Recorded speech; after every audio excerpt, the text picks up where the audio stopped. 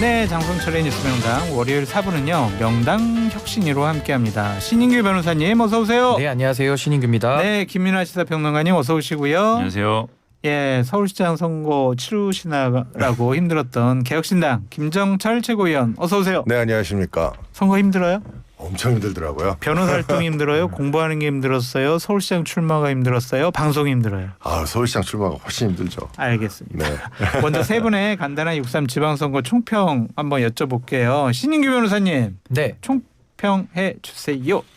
아무래도 이번 선거가 이재명 정부 출범 1년 만에 치러지는 전국 단위 선거였고 또 재보궐 지역도 14곳이나 있어서 이제 미니 총선이다 이런 진단도 있었는데 전 이번에는 사실상 저는 민주당의 패배로 봐야 된다고 사실상 봅니다. 패배요? 그러니까 왜냐하면 내용상으로는 서로 누가 더 못했다를 우길 수 있는 상황이기는 한데 선거라는 걸 종합적으로 평가를 해보면 사실 이재명 정부의 높은 지지율과 또 민주당의 높은 정당 지지율 그런 상황 속에서도 서울시장 선거에서 서울시장. 패배를 했다는 점은 너무 뼈아픈 거고 또 부산 북구에서도 한동훈 후보가 이제 한동훈 의원이 됐잖아요. 그러니까 하정우 후보의 패배도 너무 뼈아픈 것이고 더 제가 이걸 패배로 규정할 수밖에 없는 이유는 어디? 전북지사 선거에서도 김관영 지사가 지난번에 지사갈 때 82%를 얻었는데 네. 이번에 이원택 민주당 후보가 당선될 때 51% 얻었거든요.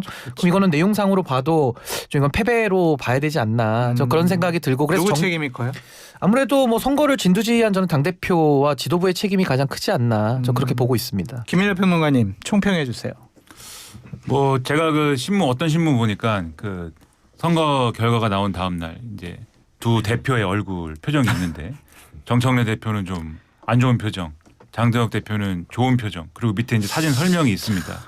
예, 이겼는데 진 것 같고 졌는데 이긴 것 같고 그 말이 딱 맞죠. 네. 신인규 변호사님 말씀해 주신 것처럼 이 좋은 조건에서 이제 여당이 분명히 이 전체 스코어로 보면 이겼는데 중요한 데를 이제 다졌기 때문에 그래서 비유하자면 이 시험을 봤는데 다른 과목 점수는 다 좋은데 이제 국영수를 망친 거나 다름이 없기 때문에 그러면 전체 시험 망쳤다고 하지 않습니까? 그래도 부산시장, 울산시장, 영남권에서 두 군데나 이겼잖아요. 그렇죠. 과학, 사회 이런 거 점수가 이제 거의 그래요? 100점 이렇게 나왔는데 그럼 국어는 어디예요? 이제 서울?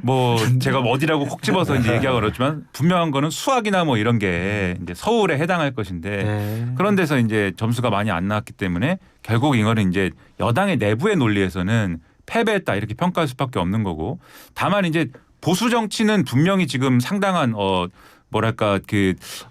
이 장기적으로는 살아남을 수 있는 그리고 살아날 수 있는 어떤 기회를 맞이했다 이렇게 봅니다. 오세훈 그래요? 시장도 있고 그다음에 한동훈 의원도 있고 이런 주자들이 있기 때문에 살아날 수 있는 기회를 얻었는데 이 보수 정치에서도 국민의힘으로 좁혀서 얘기를 해보면은 국민의힘은 다소간의 혼란이 또 있겠죠. 네. 지금 살아남은 사람들이 장동혁 대표 체제하고는 이제 반대편에 있는 사람들인 거잖아요. 그래서 이 민주당도 그렇고 민주당은 이제 선거에서 실질적으로 패배한 거 아니냐 이런 얘기 때문에 그리고 국민의힘도 장동혁 대표 그러면 이 결과를 놓고 어떻게 처신할 것이냐의 문제 이 두 가지를 놓고 결국 양당은 굉장히 혼란스러운 시기를 겪을 수밖에 없겠구나. 민주당 선거 패배 책임은 누구 책임이 제일 커요? 저는 일단은 지금 말씀해 주신 대로 당이 선거를 치르는 것이기 때문에 선거를 이끄는 정청래 대표의 책임이 이제 상당히 큰데 근데 마찬가지로 지금 이제 이 전당대회를 치러야 되니까 소위 말하는 친명대 친청이다 이런 구도로 이제 전당대회 치를 거잖아요. 그러면 이제 대놓고 말은 못하는데 물밑에서 이재명 대통령도 좀 책임 있는 거 아니야? 이 얘기를 할 것 같아요. 민주당 사람들 중에. 왜냐하면 소위 말하는 이제 공소 취소 논란 이런 거가 관련돼서 선거 물론 공소 취소와 관련된 이제 조작 기소 특검법은 민주당 의원들이 제기한 것이지만 네. 이재명 대통령이 이제 선거 마지막 날까지 이 취소라는 단어를 이제 쓰는 바람에 그래서 이제 그것과 관련된 논란이 커지고 이런 측면도 있고 그다음에 일부 이제 언론이나 이런 데서는 스타벅스 관련된 이러한 이 여러 가지 불매 운동이나 이런 것들이 중도 표심에 영향을 미친 거 아니냐 이런 얘기들이 있잖아요. 그래서 아마 민주당 내에서는 그런 얘기 물밑에서는 그런 얘기로 이재명 대통령 비판하는 이런 목소리도 있을 것 같다. 김민하 평론가님 보시기에 딱 퍼센트로 나누면 누구 책임이 조금 더 큰 것 같아요? 근데 저는 결론만 얘기해 줘요. 이런 과정에 오는 이 과정을 다 평가했을 때는 정청래 대표가 민주당을 이제 이 전반적으로 통합적으로 이끌지 못한 책임이 크다고 봅니다. 알겠습니다. 김정철 후보님, 네. 최고위원님, 네네. 선거 치르시느라고 네. 참 정말 힘들었을 텐데 네. 전반적으로 총평 한번 해주세요. 개혁신당은 또 시의원 한 분만 또 당선돼서 네네. 많이 아쉬움이 있을 것 굉장히 같아요. 아쉬움이 많죠. 네. 그러니까 이제 어차피 선거는 구도라고 생각을 하는데 네. 저도 뭐 그거 뭐 모르고 뛰어든 건 아니고요. 근데 이번 선거에서 느낀 점은 어쨌든 서울에서 오세훈 시장이 당선이 됐고 또 제일 또 사람들에게 가장 이목을 끄는 곳에서 부산에서 한동훈이 무소속으로 네, 네. 또 의원이 이제 되셨으니까 이게 저는 제일 중요한 부분이라고 생각합니다. 이번 선거에서요. 그러니까 결국 국민들의 관심이 얼마나 많은 지역이냐. 그런데 그 국민들이 많은 지역에서 민주당이 원래 이길 수 있는 구도를 가지고도 이기지 못했다. 이 부분이 저는 굉장히 큰 부분이라고 생각을 하고 신인규 변호사님 말씀하신 것처럼 민주당은 사실상 패배한 거나 다름이 없다고 생각합니다. 또 저는 이제 서울시장을 뛰어본 사람으로서 정원 후보 측에서 네. 굉장히 대응을 네.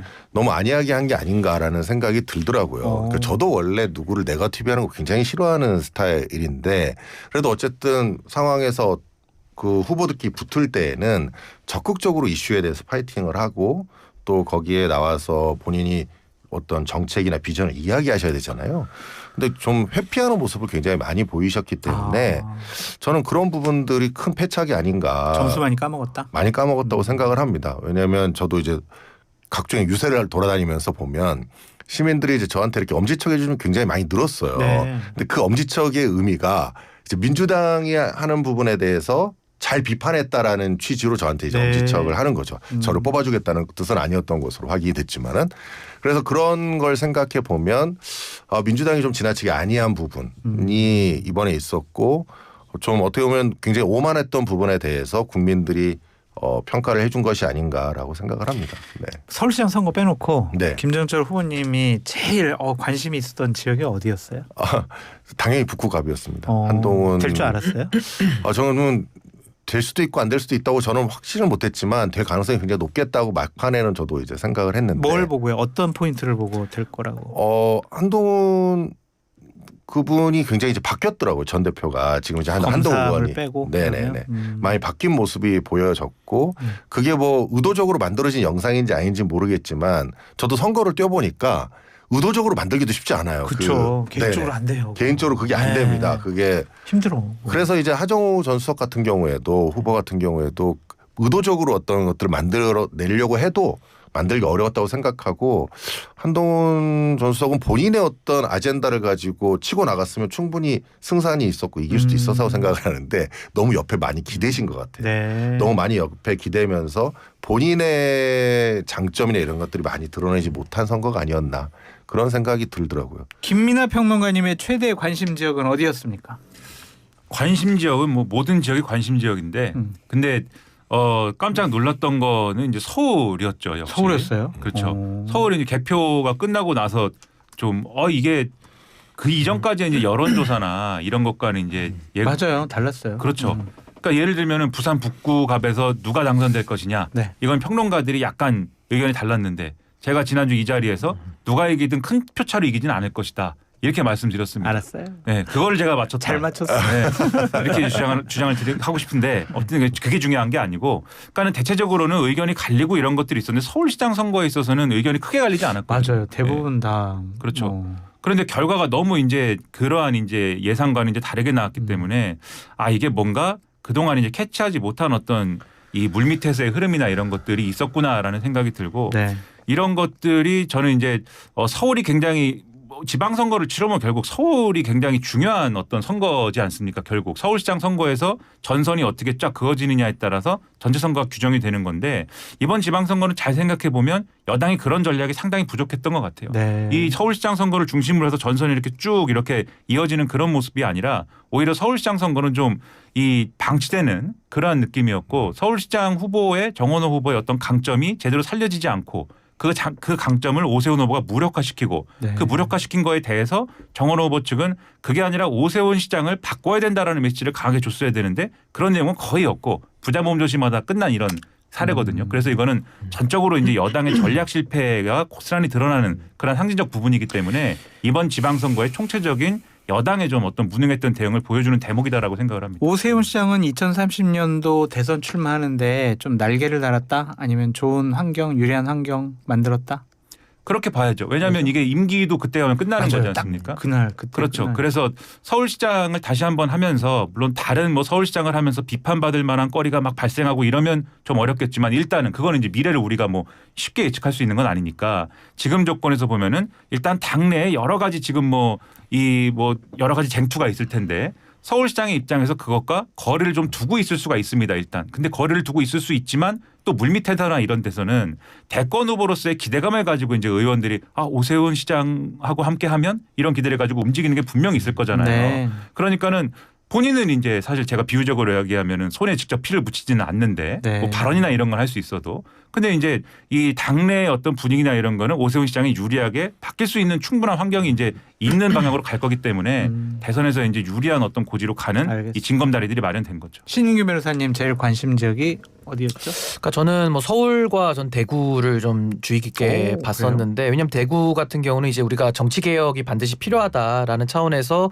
이제 김부겸 후보가 상당히 또 잘 했어요. 근데 그럼에도 불구하고 이제 아쉽게 패배를 했는데 저는 아까 또 이야기 잠깐 했습니다만 이번 선거, 그러니까 특히 서울 같은 경우는 중앙당의 그 지원이 전혀 없었던 거. 그러니까 결국에는 정청래 대표가 쇼를 하는 게 아니라 소처럼 일을 해야 되거든요. 그러니까 결국에는 집권 여당의 프리미엄을 가지고 정부를 더 잘 서포트하고 또 정부가 잘한 성과들은 더 국민들에게 알리면서 그걸 가지고 전선을 쳐서 원래 뭐 야구 경기로 치면 홈 경기를 해야 되는데 이거는 가장 그 어려운 지형에서 어웨이 경기를 굳이 일부러 뛴 것과 같이 아예 구도 자체를 만들어내지 못했다라는 게 너무 좀 뼈가 아픈 거고 네. 가장 단적인 장면이 정청래 대표 전국 많이 돌아다니셨는데 그 돌아다닌 효과가 있습니까? 그리고 뭐 점심 식사하실 때마다 이렇게 면 같은 거 막 들고 행위예술 같은 걸 많이 하셨는데 그게 별로 국민들한테 이제는 소구가 되지 않아요. 호소가 되지 않습니다. 그러니까 결국에는 정원우 후보가 후보 경쟁력이 낮아서 결국 잘 못 싸운 것도 큰 문제지만 네. 중앙당 차원에서 이 구도 자체를 잡아주지 못했다. 이것은 정말 집권 여당 1년 차에 아주 좋은 환경에서 선거를 치름에도 불구하고 그 유리점을 하나도 하지 못했고 또 하나는 정청래 대표가 영입 이번에 많이 했거든요. 네. 그 재보궐 지역 보면 뭐 하정우 수석이나 네. 또 공주 거기 김영빈 후보 네. 또 이런 식으로 울산의 그 남구에도 전태진 네. 변호사 영입 많이 했는데 다 패배했어요. 그리고 평택을에서도 김용남 후보도 후원회장까지 했는데 뭐 잘 돕지 않았다라는 의혹까지 나올 정도로 결국 정청래 대표의 손을 다한 사람들은 다 지금 패배하거나 내지는 전북지사 같은 경우도 이원택 후보가 상당히 가까스로 이겼기 때문에 네. 전 이런 부분들은 정청래 대표 체제가 상당히 빈약했다라는 점을 저는 증명한다고 봅니다. 평택을 선거를 보면 여러 가지 우리가 의미를 좀 파악할 수 있잖아요.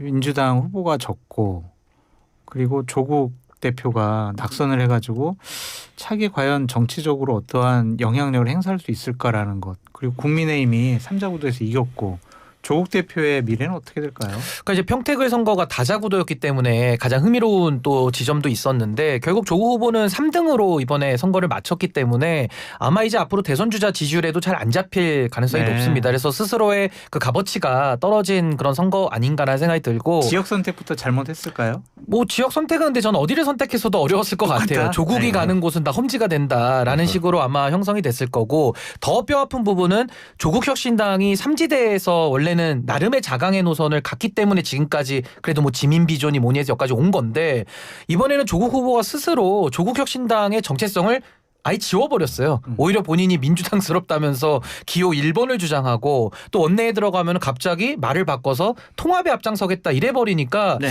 그럼 이제 앞으로 내년 다음 총선까지 이 조국혁신당은 존립의 근거가 스스로 몰각된 거 아니냐 그런 비판을 아마 피하기 어려울 것 같습니다. 장동혁 대표는 네. 어떨 것 같아요? 이번 지방선거 결과 보고 네. 본인은 이거 재선거해야 된다 그러면서 당대표직 그만두지 않으려고 하는 것 같은데 네. 저는 장동혁 뭐 대표는 미래가 장동혁 대표는 뭐 계속 대표직을 유지하려고 노력을 할 것 같고요. 지금 이번에 이슈를 가지고 자꾸 부정선거 쪽으로 몰고 맞아요. 가서 네. 본인의 힘을 키우는데 네. 이용하려고 할 것 같습니다. 네. 사실은 저는 이번에 오늘 뭐 여기 YTN에서 지금 처음 얘기하는 건데 지금 최고위 곧 가서 제가 이야기할 내용 중에 하나가 네. 제가 이제 서울시장 후보이기 때문에 지금 많은 청년들이 나와 있고 또 많은 시민들이 나와서 지금 나와 있잖아요. 지금 그 올림픽 공원에요. 네.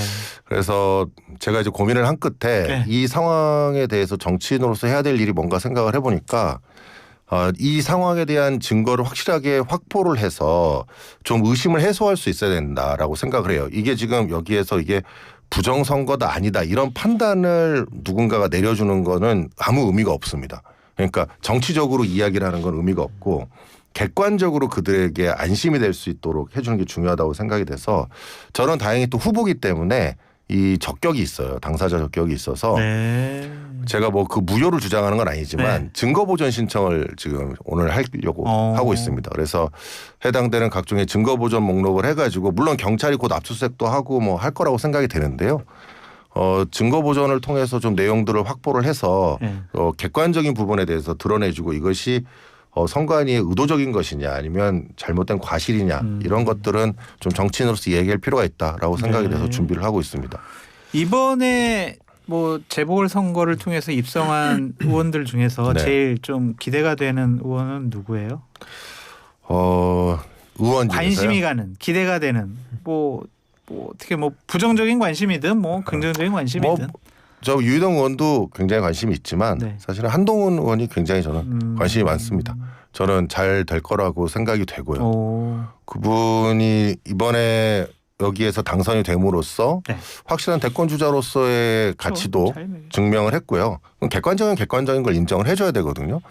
그리고 이제 되셨으니까 그리고 나서 어떤 행보를 보이느냐가 저는 굉장히 중요하다고 생각해요. 네. 그래서 그 행보를 잘 지켜보는 입장에서 좀 기대가 많이 된다. 이렇게 신 변호사님은 누굽니까? 그러니까 저는 뭐 기대까지는 아니지만 그래도 관심이 가는 분들을 꼽자면 뭐 한동훈 의원도 마찬가지고 지금 이진숙 의원도 들어갔기 때문에 그 김태규 의원하고 좀 같이 이게 뭐 무슨 복식조 비슷하게 아마 활동을 할 가능성이 높아서 이 참 굉장히 국회가 더 어려워질 수 있겠다라는 좀 우려가 드는 것도 사실이고 그리고 한동훈 의원 같은 경우는 이번에 본인의 경쟁력을 입증한 건 사실이에요. 근데 이번 선거 과정에서도 예를 들어 뭐 선거의 가정은 없습니다만 박민식 후보가 3%만 더 얻었어도 아마 이번에 맞아요. 국회 들어가기는 어려웠을 그렇죠. 거거든요. 그러니까 그 의미인즉슨 앞으로가 정말 들어가서 그동안의 어떤 싸움닭 이미지 이런 게 아니라 정말 미래를 열고 또 국가와 미래를 좀 걱정하는 이런 식의 통합적 정치를 한동훈 의원도 만약에 보여준다면은 그러면 아무래도 미래가 더 밝게 열릴 것이고 그게 아니라 과거의 법무부 장관 때부터 지금까지 정치 행보를 보여왔듯이 조금 이렇게 비호감을 늘리는 식으로 해온다면은 그러면 저는 앞으로도 뭐 아무리 의원 배지를 달았다 하더라도 미래가 그건 열리지 않을 것이다. 그래서 저는 전적으로 한동훈 의원에게 달려있다고 봅니다. 김민하 평론가님은 누가 제일 관심이 가요? 뭐 지금 이 시점에 뉴스와 뭐 여러 가지 담론의 지형을 보면 결국 한동훈 의원의 관심이 갈 수밖에 없는 거예요. 이거는. 잘할 것 같아요? 근데 저는 뭐 잘 하길 바랍니다. 잘 하길 바라는 거. 근데 잘 하려면 크게 바뀌어야 됩니다. 지금 제일 첫 보면은 번째로 크게 바뀌어야 될 부분이 뭐예요? 계속 반대하고 공격하는 것만 지금까지는 이제 쭉 그 능력을 보여줘 온 거거든요. 근데 말씀하셨듯이 그게 아니라 미래 비전을 보여줘야 되고 네. 지금 보수 정치에서 부족한 게 뭐냐면 제가 볼 때 보수 정치가 지금 쭉 스펙트럼들이 있지 않습니까? 근데 과거에 이제 좀 유승민 전 의원이 조금 보여줬던 이 따뜻한 보수, 그러니까 인간의 얼굴을 한 보수 이게 지금 비어 있거든요. 지금 여러 보수 노선 중에. 그러면 이 부분을 한동훈 의원이 만약에 지금까지의 이미지와는 완전히 다르게 이런 부분들을 채워나갈 수 있는 그런 거를 쭉 이거를 우선해서 쭉 보여준다면 그러면 저는 확고하게 이 보수 정치인으로서 다시 뭔가 한동훈 의원의 색깔을 쭉 갖고 간다. 그래서 새로운 어떤 거를 보여준다. 국민들이 감동을 받을 수 있는 이런 터닝 포인트가 될 거라고 봐요. 근데 지금도 사실은 그런 부분은 상당히 부족한 부분이 있거든요. 지켜보시죠. 뭐 지금 시작했는데. 네, 지켜봐라. 네. 네. 그러니까는 그거에 대한 주문을 제가 이제 평론가로서 알겠습니다. 그렇게 해달라 그렇게 얘기를 하는 겁니다. 김정철 최고위원님, 그 이번 지방선거 결과 네. 정청래 대표 재선 당대표 과정 네. 어떨까요? 다 부정적인 영향을 끼칠 거다라고 저도 전망을 그렇게 많이 생각을 하는데. 합니다. 네, 저도 네. 그렇게 생각을 하고요. 네. 지금 정청래 대표가 다시 당 대표가 되기는 어려울 것 같다라는 그래요? 생각을 저는 생각을 갖습니다. 그러면 김민석 전 네, 총리가 다른 뭐 두 사람 지금 송영길 네, 두 분 중에 한 분이 되지 않을까 싶은 생각은 저는 그냥 조심스럽게 예측을 하는 거고요. 네. 어쨌든 이번 선거에서 저는 민주당에 대한 폭주에 대해서 비판할 수 있는 메시지의 힘들을 가지게 되는 분들이 생겼다라는 게 좀 중요하다고 생각을 합니다. 그래서 물론 지금 개혁신당 이준석 대표 같이 항상 본인의 어떤 메시지를 내서 그 힘을 가지고 있는 사람들도 있지만은 거기에 또 새로운 이제 힘들을 가지는 사람들도 이제 형성되기 시작했다라고 생각을 하고요. 이번에 국민들이 어떤 평가 선거를 통해서 결정 내려준 그 힘이 결국은 민주당에 대한 잘못 부분에 대해서도 이제 비판할 수 있는 네. 하나의 장을 열었다라고 생각을 해요. 네. 지금 이번에 선거 지금 뭐 송파의 문제라든지 이런 것들에 대해서 시민들이 지금 분노하고 있는 지점들이 있잖아요. 그 지점들에 대해서 이번에 어떻게 정부가 잘 대응하느냐 저도 굉장히 중요하다고 생각합니다. 네. 제가 이제 금융 피해자 대리를 해보니까 한 번 의심이 싹트기 시작하면요. 맞아요. 이게 맞아요. 방법이 없습니다. 맞아요. 이 의심에 대해서는 아니라고 아무리 이야기를 해도 이해 못해요. 방법이 없습니다. 맞아요. 그러면 이제 여기서 할 수 있는 방법은 객관적으로 할 수 있는 뭔가 절차를 만들어줘야 돼요. 그리고 그 절차를 신뢰하게 만들어줘야 됩니다.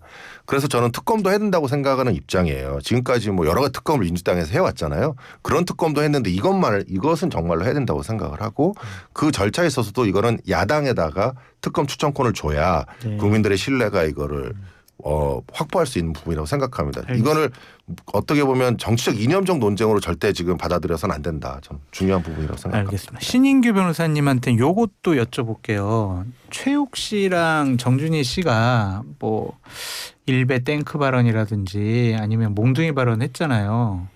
이걸 우리가 어떻게 해석을 하고 받아들여야 될까요? 이렇게 적대적인 쪽에 대해서 반대 진영에 있는 사람들에 대해서 이렇게 물리적인 폭력적인 행위를 해도 괜찮다라는 식의 생각, 판단 이건 어떻게 봐야 돼요?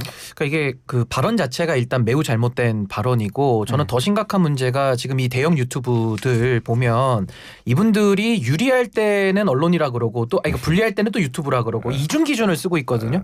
또 뭐 청와대 들어가서 정보 취득할 때는 또 언론사고 또 책임져야 될 때는 우린 언론사가 아니고 유튜브고 그러니까 이런 네. 식의 이중 기준을 쓰면서 나름의 정치 플레이어로 지금 맞아요. 같이 뛰고 있는 전 이 부분이 가장 큰 문제고 그 안에서 아까 MC님 말씀하신 그런 발언에 또 과도한 자신감에 따른 희한한 발언들이 나오는 건데 저는 이제 뭐 민주당도 마찬가지고 이건 국민의힘도 마찬가지인데 한국 정치가 너무 극단의 이 양극화 현상을 어떻게 극복하느냐가 전 다음 우리 과제라고 저는 보거든요. 그렇기 위해서는 뭐 민주당의 정청래 대표도 이거는 사실 이재명 대통령과의 노선 투쟁으로 봐야 돼요. 오. 이재명 대통령은 모두의 대통령이니까 모두의 정당이 되기를 지금 바라고 계시는 거고 정청래 대표는 모두의 정당이 되면 본인의 공간이 좁아지니까 과거처럼 문재인 정권 때처럼 그때로 돌아가자는 거거든요. 이 두 철학에 지금 강력한 충돌이 있기 때문에 전 이번에도 사실상 민주당의 경선에서 그 노선에 대한 어떤 확장 노선으로 갈 것이냐 아니면 결집 노선으로 갈 것이냐 이것이 저는 결판이 나는 중요한 분기점이라 보기 때문에 아마 지금 지적하신 그 방송에 유튜브에서 나온 그런 발언들도 저는 그런 강성들을 더 단단하게 다지는 그런 결집의 그런 의도를 가진 발언들이라고 저는 보기 때문에 성공해요? 성공했어요? 성공할 수가 없죠. 그렇게 가가지고 한국 정치가 올바로 설 수 있겠습니까? 그래서 저는 과소한 세력이 과다대표되는 이 문제를 어떻게 극복할 것이냐. 이건 비단 민주당만의 문제도 아니고요. 맞습니다. 어느 정당이든 이 팬덤 정치가 가지는 또 한계점이 분명히 있기 때문에 이거에 대한 극복 방안도 저는 좀 고민이 필요하다라는 생각이 듭니다. 김민하 평론가님, 최욱 씨가 대표적으로 정청래 대표를 미는 사람이잖아요. 조국 대표도 밀고 있고 그래서 이번 발언을 통해서 좀 정청래 대표에게도 좀 타격이 될까요? 제가 뭐 발언의 뭐 부적절성도 그 함께 유튜브를 잘 몰라서 네. 미는지까지는 모르겠으나 짚어주세요. 네. 제가 풍문으로 듣기로는 네. 그리고 언론 보도로 보기는 뭐 굳이 구분하자면 뭐 그런 성향의 방송을 많이 했다 이렇게는 네. 알고 있습니다.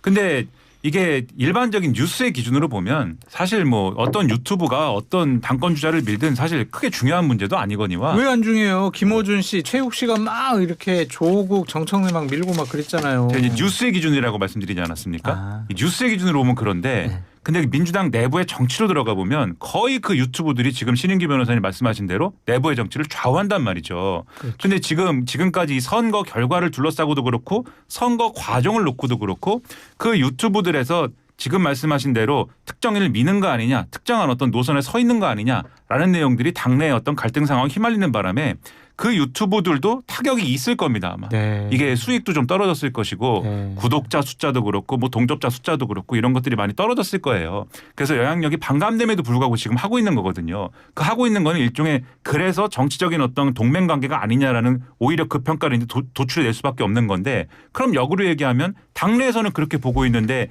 이 유튜브를 운영하는 사람들이 논란이 될 만한 얘기를 했다면 당연히 그것은 당내 정치에서는 정청래 대표의 어떤 마이너스로 작용을 하겠죠. 그게 이게 그러니까 뉴스의 기준으로 보면 사실 이해가 안 되는 얘기인데 이거는 그 민주당 내부 정치의 어떤 속으로 들어가면은 이게 이해가 되는 얘기라는 점에서 민주당 내부의 정치가 사실은 지금 건강하지 못하다라는 게 이런 점에서도 드러나는 거라고 봅니다. 땡크나 몽둥이 발언은 적절하지는 않죠.